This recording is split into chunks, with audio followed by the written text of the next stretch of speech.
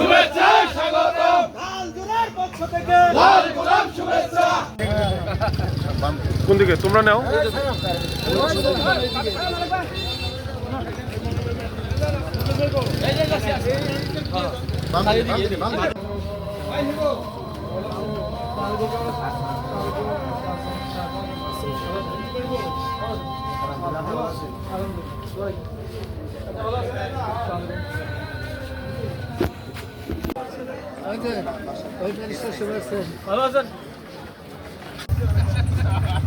সবাই একত্র হাঁটেন আপনারা।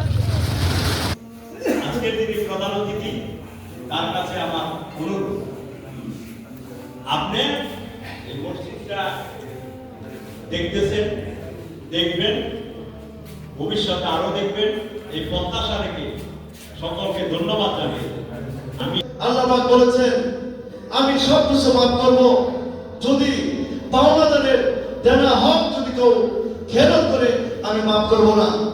আমি শুধু এই মসজিদ সম্পর্কে একটু সবার জ্ঞাতার্থে জানাচ্ছি যে আমাদের একটা তিনতলা একটা কমপ্লেক্স হবে এবং পাশে অনেক জায়গা আছে যেখানে অত্যাধুনিক আমরা একটা কমপ্লেক্স করবো সাথে, যেখানে ইমাম সাহেব, মুয়াজ্জিন সাহেব এবং আপনি জানেন যে আমি দুঃখিত যে আমরা এখন পর্যন্ত ওযুখানা টয়লেট এগুলো করতে পারি নাই, যার জন্য আমরা জায়গাটা রেখে দিয়েছি।